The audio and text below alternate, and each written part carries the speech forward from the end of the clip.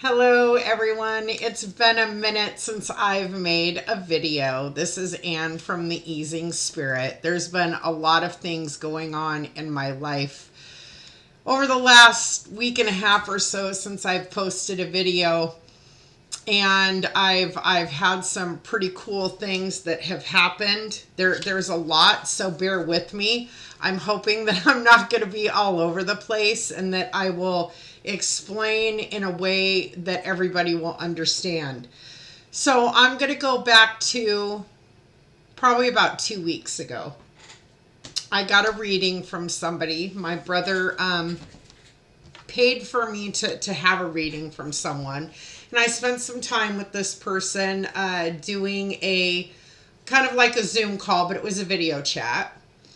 And I ended up finding out some things about myself that I wasn't completely aware of. And I might have already talked about this piece of it in another video, and I know that I did a meditation on connecting with your galactic ancestors or your ancient or alien ancestors, because it's been brought to light that I am Pleiadian.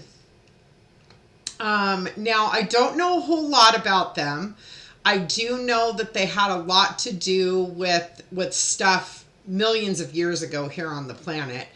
And I know that there has been talks in relation to Pleiadians on like a couple of television shows that I follow. One of them is known as the show called Ancient Aliens, and and Gaia also talks about Pleiadians and the role that they played within the creation of the human race.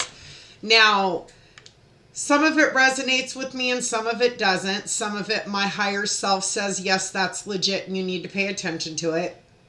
Other parts of it, my higher self says, no, that's not correct. Because us being, humans living on this planet doesn't mean that we know everything. We think we know things, but we don't know everything. And a lot of stuff that's been written has either been translated inappropriately, or of course it being written by a human. There's lots of fingers in the pot of history, right? And so not always is everything that you get in a book or that's written or in a TV show or what somebody says is being actually 100% accurate. So what I do is anytime I hear things, I always ask my higher self and my guides immediately as to whether that is a piece that is for my path, not even whether it's legitimate or not, because whether it's legit, if it's not legit, it's not for my path, right? And if it is my path, if it is for my path, I'm going to hear, yes, that's legitimate. It's for your path. And if it's not, I'm going to hear no. And if I hear no, it might not be that it's not legit. It might just be that it's not for my path, or it's maybe not for my path at that time. So I don't even think on those things. I just allow those things to fall away. I don't even have discussions on them. And the reason why is because at that point in time, it's not anything to do with my greater good or the path that I'm walking on my spiritual journey. So finding out that I was Pleiadian, I had also found out some information that, and me being a Reiki practitioner, I found out some information that I was going to get my own Reiki symbol that was going to come to me. And I think I might have already said something on this as well.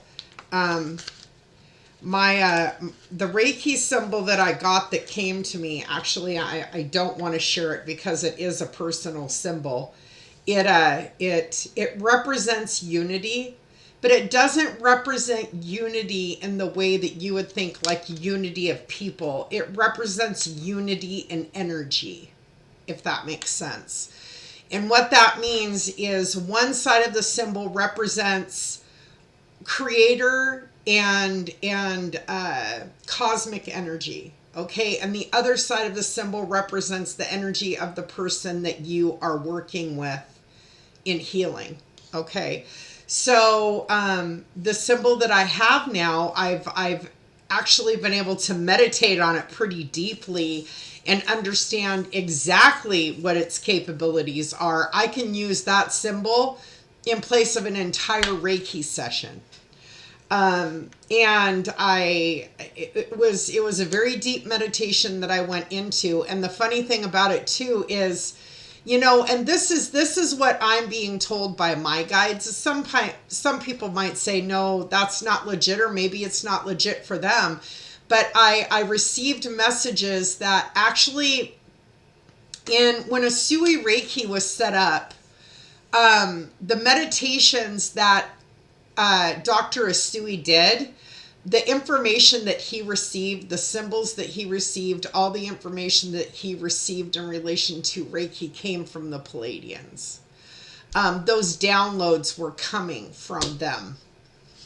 So, and again, that's something that I was told from my higher self and my guides in my meditation, was that's where all of that healing energy, that information that was given to us to teach us how to tap into the cosmic energy and use it in a way to heal, right? And so deeper in my meditation, I learned that, like I said, my symbol will actually be in place of an entire Reiki session. So usually when I have somebody come to my home and I do a Reiki session on them, I have them lay down on what you would call a massage table. I don't use it for massage. I use it for my Reiki sessions.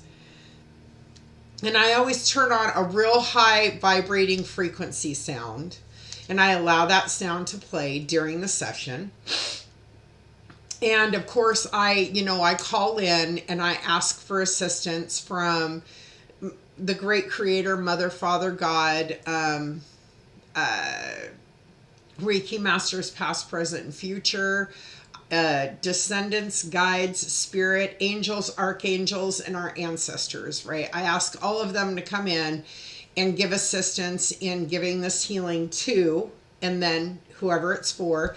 And before I go into that, I ask them what it is that they want worked on. And sometimes they'll tell you something specific. It could be physical, it could be emotional, it could be mental, it could be something that they're living with in their life that they're having a hard time processing. Could be finances, whatever. And that's where they want the healing energy to go. Now, if anybody knows anything about Reiki, in all truth, is that you can request where the energy is going to go, but the energy is going to go where it's needed. So sometimes we don't even know where that piece is at, right? We might think we know where it's needed, and the energy of the cosmos knows better, right? And uses us as a conduit to deliver that energy. And then I begin to work on them, scanning their body, feeling the different areas of their body and stuff. And that, ultimately, the scanning of the body, I will still do, because each individual person within your presence is different from the next person. However, when it comes to me giving the Reiki healings going forward, I will be able to do them a full Reiki healing session in just using the symbol. And I've already been told in my meditation how I need to visualize the symbol and what I need it to come together with for each person, right? So that when I create the symbol and I close my eyes and I meditate and I put that symbol on them, I'm shooting their entire body with their energy and the energy from the cosmos at the same time to give them the healing where they need it to be. Now, you can do a few Reiki sessions a day and be pooped, right? And it's not that we intentionally give our own energy or we intentionally take energy from another person. You also have to realize that whether you are taking energy from another person or not, the energy of the universe is rushing through your body, and that's a lot of energy to be moving throughout your body. You're not moving it, the cosmos is moving it, but it's using you as a conduit. And it can be super tiring. It can tire you out. When you do attunements on people, that can tire you out as well, because it's not that you're trying to take anything from that, but your body is, whether you can see it or not, you have got massive amounts of energy coursing through your body. And us being human, that's why it's always suggested that you drink lots and lots of water to keep your body well hydrated when you're going through a Reiki session. And anybody that I do a Reiki session on, I always tell them prior to the session to make sure that they eat a balanced meal, they get good rest, and that they consume lots of water. That's what I always tell them, so that before they come and see me, they've already started on the path of making sure they're well rested, they've had a decent meal, and that they're making sure they're hydrating their body. As well as I always tell them if there's questions or things that you want answers to, because I also give messages at the end of the Reiki session. Or I will do oracle card pulls. If I don't get any direct messages during the session, I can use my oracle card deck to pull and get information that's helpful for my client when they have, so I always tell them if there's something that you have a question on or something that you really want to know, ask the question over and over in your mind before you come, up to a day or two before. Every time it crosses your mind, just ask that question and ask that that question be answered. Now, not always do you get the answer direct, like, is it going to rain tomorrow? Yes or no? Any of us who are within the holistic field and do any mediumship or any psychic stuff or any tarot cards or rune readings or anything know that it's not black and white, right? So you may not always get the exact message that you think you're supposed to be getting, but it will mean something, and it may not ring true immediately. Sometimes it takes a little bit of time for it to ring true, right? And then you'll look back and be like, oh, that's right.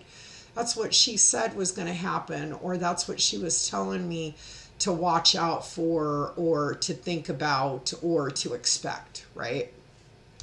So in using this new symbol, I'm super excited because the next piece being that I have bought space at the next MeWe fair that's in Bellevue this coming weekend, Saturday and Sunday. The hours are, let me see here. Let me make sure that I give this to you exactly right. So the times for, oh, dang it. Here we go. Okay, so it will be May 17th through the 18th from 11 a.m. to 5 p.m. My best friend who owns Creative Healings, Michelle Laverne, she will be there in the booth with me. She's also going to be doing a talk. I don't know if it's on Saturday or Sunday. But I encourage anybody who lives here in Washington, if you have the time, definitely come out, because there is going to be 65 different booths. And this is a metaphysical wellness fair and gem show. And so there are huge amounts of crystals and gems. There's also Native American drums that are handmade that are sold there.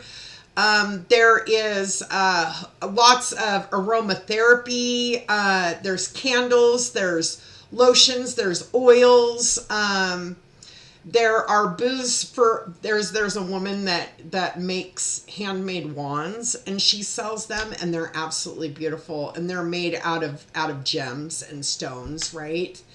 And then there's 25 different talks. So there'll be different topics and talks. And some of the talks, there's a good amount of the talks that are free. They don't cost you anything. You can just go in there and you can listen to the experiences of what this person who is within holistic practice has gone through. The last one that we went to, we met a shaman, and she was telling her story, and it's really a great place. The vibration is super high. It's a great place to rub elbows and connect with other people that are very like-minded in the holistic community.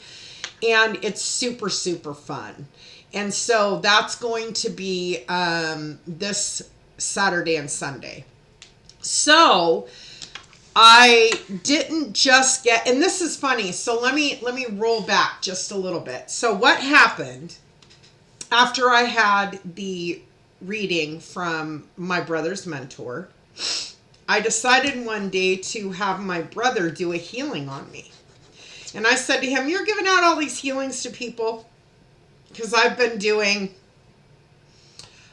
oracle readings and numerology readings for some people within our sacred group, and my brother's been doing rune pulls and healings. And I said, "Give me a healing."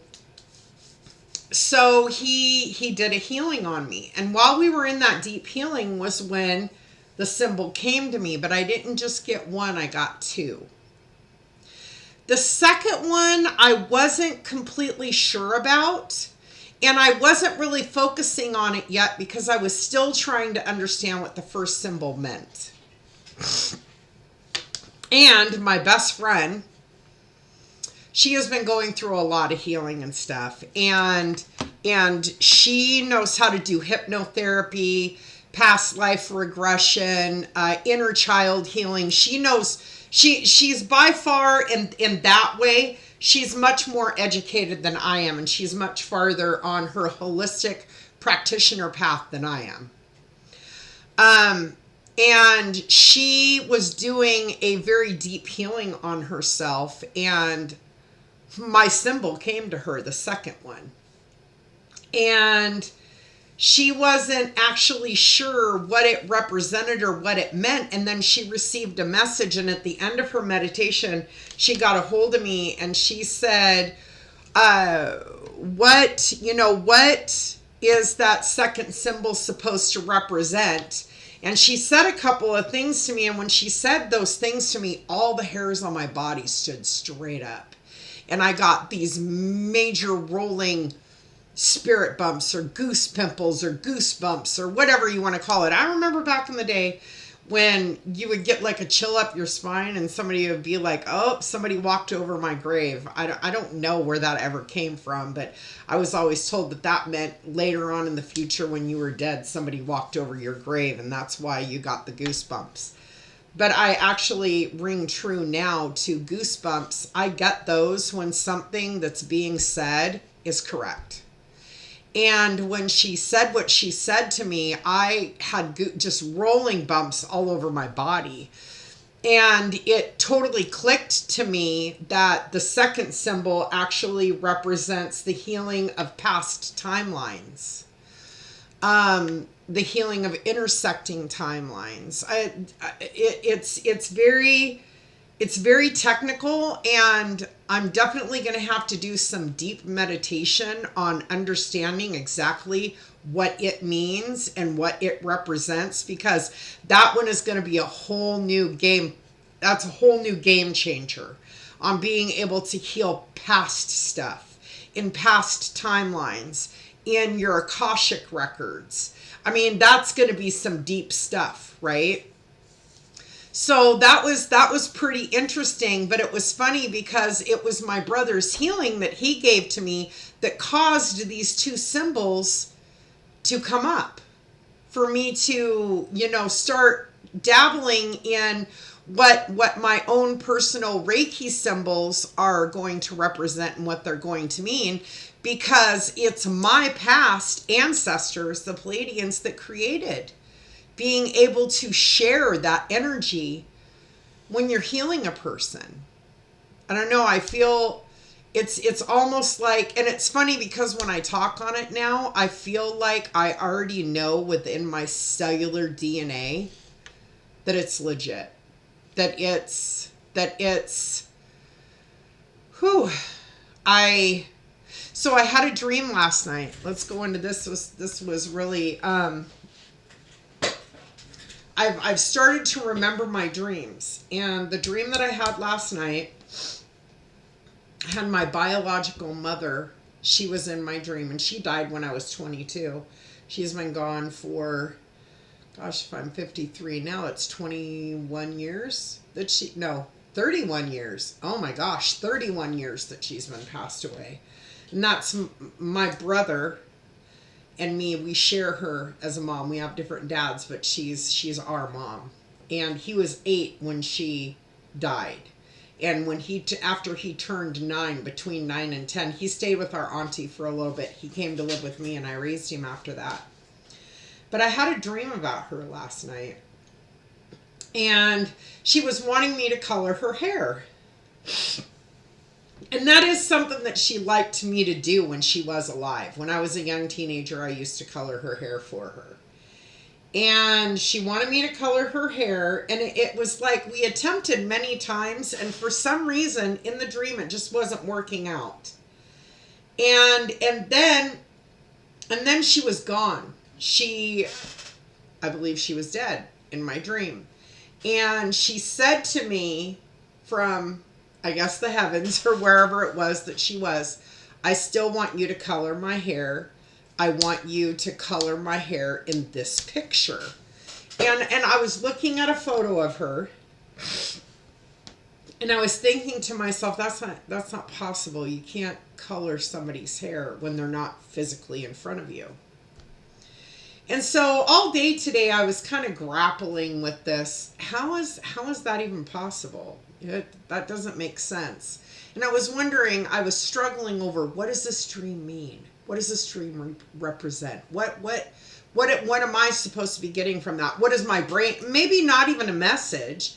Maybe because we work things out when we sleep as well. And sometimes our dreams have to do with stresses or things that we're trying to release.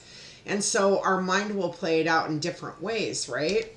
And then when I was coming home today from dropping off the rest of my divorce paperwork to the courthouse, because let me throw this little snippet in here. On the 30th of this month will be my divorce hearing, and my divorce should be final on that day. So that is a good thing. So that will be April 30th of this month. So I have a little over 2 weeks. I have like 16 days, 17 days, something like that. 17 days, I believe. So I was on my way home from the courthouse from dropping that paperwork off, and it dawned on me that thinking it's not possible, that was, how do I want to say this? Because I'm getting information now too. I want to put this appropriately.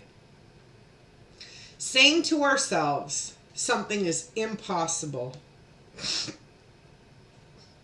is not the way that we should be viewing things.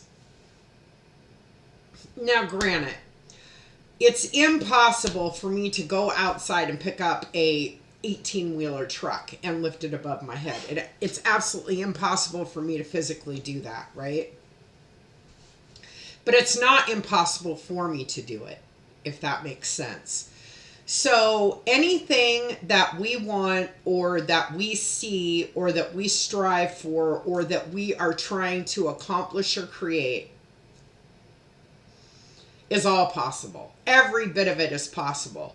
And if there are pieces of it that are not able to be done in this physical existence, you can definitely do them in the spiritual existence.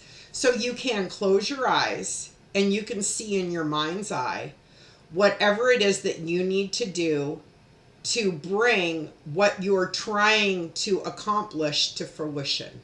If that makes sense. I don't know, I'm having a real hard time of how to put it so that it totally makes sense. That's like the best way that I could put it, is that if there is a piece of it that you can't do in this physical existence, then you need to do it in your spiritual existence. So that is closing your eyes, that is deeply meditating, that is doing everything that you need to do that is not able to be done in the physical way, to be done then in the spiritual way, so that it will make that possible. So another thing that was really funny today that happened today, I definitely had some moments of the light bulb turning on. I went to get my 2 front tires replaced. And I went to a local place down the road here, and the guy said that he didn't have any tires used in my size, that he only had new. And something told me, don't go here, you need to leave. You need to go down the street to Discount Tire. So I was like, okay, and I'm thinking to myself this whole time, right? Okay, so this is called trusting the process. So I'm thinking, not the whole time, but automatically it comes up in my head, is Discount Tire really the right place to go? I was just here at kind of this mom and pop type place, J&J. It's a father and son.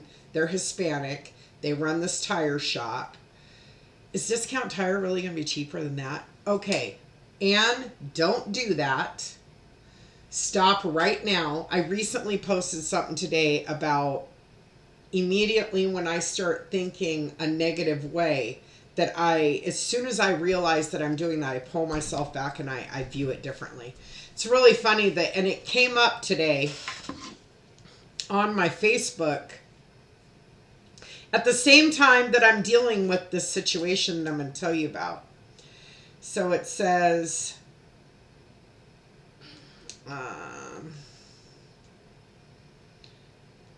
okay. No,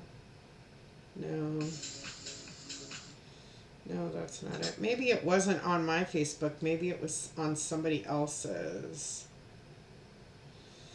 It might have been on somebody else's. I might have read it from somebody else. Yeah, I have a feeling I did read. But anyway, what it is, oh, I know who it was. It was my friend Ren. She has it on her Facebook. And it says, let's see here. I'm not trying to bore you guys, but I like to have reference of what I'm talking about. When it comes up, I like to be able to share it. Oh, I guess I'm not going to be able to find it in here. Anyway, it said something to the degree of, when you're finding yourself thinking negatively about something, or you're looking at something in a negative way. Oh, here we go. Here it is. So the key always is to catch yourself as soon as you realize you're thinking a negative thought, and switch it to something you appreciate instead. Okay, so it's funny that came up to me, because I'm sitting there at the tire shop today. After I get there, I go into the tire shop and I tell the young man, this is the kind of car I have. This is what I'm looking for. He comes out, he looks, he's looking at the size and everything, asks me questions. We go back in, he prices it, and he turns the price to me, and he says, this is how much it's going to be. And as soon as he said it, I just thought, oh gosh, right? Because it was more than what I was anticipating. And of course, I think, and this is the other thing that's really funny too, because Melissa Dillon, somebody who I follow, talks all the time about how when we have a negative relationship with money, how that affects the money that comes into our life. So I'm standing there and I automatically get this, oh gosh, right? And then I just said, wow, it came out of my mouth. I said, wow, that's going to be more than I anticipated. And then I said, no, okay. I looked at the young man and I said, go ahead and do it. I said, that's fine. We're going to do it. I need the tires. I have to do it. And I took a deep breath and I looked at him and I said, and sometimes you just have to look at it differently. I said, and maybe I should be appreciative that I even have a car to drive. Because I could be walking on my 2 feet right now, everywhere I go. And he said, wow. He said, that's definitely a way to look at it. And then he said, oh, I just did this, this, and this. And he flipped the screen to me again. And he goes, and now this is going to be your price. It was $100 cheaper. And I just smiled really big. And I looked at him and I said, I could kiss your face. And he said, oh gosh, thank you very much. And I said, what's your name? And I got his name. And I said, I'm going to give you a shout out on social media. And he says, well, you can also, give reviews on our website too. And I said, I'm going to do that, but I'm going to give you a personal shout out on social media for being phenomenal. So I will tell you this. His name was Dre. And he works at the Bonnie Lake Discount Tire. and he was so kind to me, and his customer service was phenomenal. That I was just hands down blown away at how, I don't know, how well he handled himself, and how much he made me feel appreciated as a customer. So it was really funny how I was able to take that stress that I thought I was going to feel about the situation that I had to take care of and look at it differently and be appreciative that I have a car that I get to drive, right? I have a car I have to buy tires for, and I love my car. My car's in good running condition. It's always been good to me. I do the best that I can to take care of it. Oil changes, tires, all brakes and pads and all the stuff that you need to do to keep up on the vehicle, to keep it running. Because I always believe that if you're good to your vehicle is going to be good to you. My car has got a lot of miles on it, but it still runs great because I do the best that I can to take care of it. And being appreciative, back to that, instead of thinking negative, but showing appreciation for something else that you have instead. And right after that interaction with him, I sat down in the chair and waited. He told me it could be as much as 2 hours before they'd be done, because they did have some people that were on appointments ahead of me. And I wasn't in a hurry. I wanted to get that done before I went out to Tacoma to file the paperwork, because I didn't want to drive anymore on those tires, because the front ones were they weren't so bald that I was sliding everywhere. It wasn't like that. But who wants to wait until they get there, right? The outside tread was thin, and it was definitely time to get them taken care of. And driving on them, even, another 50 miles, 60 miles, is just more wear and tear on a tire that's not 100%, right? So I made the decision that I wanted to get that taken care of. And when I sat down in the chair and started scrolling through Facebook to kill some time, and I saw that post, I thought, oh my God.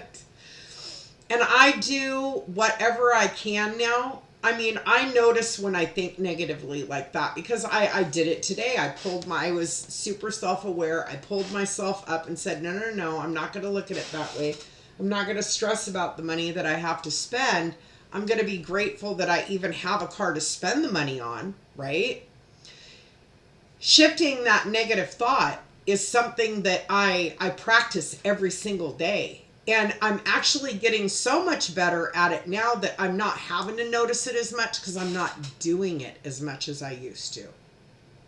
So I saw a post from somebody today, and I stopped to think about, I don't know, a year ago, if I saw this post, I probably would have laughed at it and probably would have added to it. So there's a young girl that I know, and she had ordered something from, I don't know, I think it was Walmart grocery delivery or something. And they had to buy, so I do Costco. I get a hold of Costco and I order stuff through them, and they deliver it to my door. And sometimes there's, a mistake or whatever, sometimes I get something that I'm not supposed to get, or sometimes something's missing, or, whatever. It's not perfect. My thing is if you want it perfect, then go yourself. Don't get upset if there is a mistake made when you didn't go take care of it yourself. Somebody else is doing the job you asked them to do, and they're doing it at the best of their ability. But she got really upset because there was some stuff missing, and a couple of things that she got weren't the quality that she wanted. And she just went on to say, I basically, I hope you take a long walk off of a short pier, and I hope this happens to you, and I hope that happens to you, and I hope that happens to you, and I hope that. And the whole time I'm reading it, and then I had to stop reading it, and I thought to myself, gosh, if I would have read this a year ago, I would have laughed and probably put something else in the comments to add on top of that negative hate speech, right? And instead I was like, no, I can't even finish reading this. I have to move away from it. Because whether we think about it or not, even when we engage in that type of stuff, even if we're not verbalizing it, when we listen to it, or even when we read it and we take it in, we take in some of the darkness and the negativity that comes along with it, whether we think we do or not, right? So that's why a lot of times I'll be scrolling through Facebook and I'll get a couple words into something and I'll be like, nope, on to the next thing. I can't even look at it. Another reason why I don't follow politics, why I don't. Now, I know there's a lot of stuff going on politically right now that is really scary for a lot of people, and I understand that. The one thing that I also know too is it's completely out of our hands as to what's going on. And when it comes down to the extremely important stuff, I get the information that I need, but I'm not going to sit and watch the news. I'm not going to sit and listen to the president speak. I'm not going to listen to his evangelical or his spiritual advisor. I can't even begin to speak on that. I won't entertain it because it's there's nothing about it that's going to be for my greater good, and there's nothing that I can do about what is going on at that time to change any of it. And so I just do not invest my emotional piece of myself in that political garbage. Is what it is to me. It's all garbage. Everything that's going on is garbage. A lot of the stuff that's happening is garbage. It's all crazy making, right? I said years ago, and I'll make this one statement, and this will be it, that once they allowed Trump to be president the first time, America became a laughing stock to everybody else. We were no longer Big Brother. Nobody is looking at us in fear. They're looking at us as a joke. Because this means now that any Yahoo, including Mickey Mouse, could be president. I could run for presidency. I mean, I'm a woman and they're not going to... But I'm sure you get where I'm coming from on that. And that's all I have to say on it. You know, I'm not trying to trigger anybody. And if what I said triggers you, then, you know, that's something that you have to look into and maybe figure out why you're triggered by it, right? But, you know, when it comes to all of that stuff, when it comes to negative things, I know there's negativity in the world. I have chaos that comes into my life on a regular basis. I embrace the chaos that comes my way, and I look at it and try to figure out a better way to see it and a better lens to look at it and try to pull the silver lining out of it and the good things that are out of it and not sit within it. But I'm also not going to look for the other dark things in the world and try to bring those in and have those a part of my life when I have my own chaos that happens. So, you know, going through, so the last few days have been, I mean, even this weekend, I had something happen this weekend. I had a friend that I had met a couple weeks ago. One night when I was out, and we had agreed on Friday to go out together with my best friend and my brother and have some drinks and enjoy ourselves. And this person is extremely intuitive.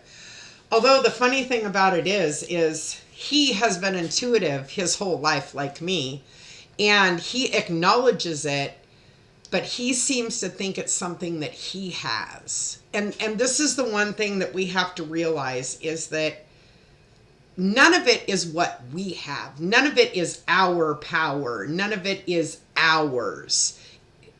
Because when you start to pull it in like that, that's your ego talking. Okay.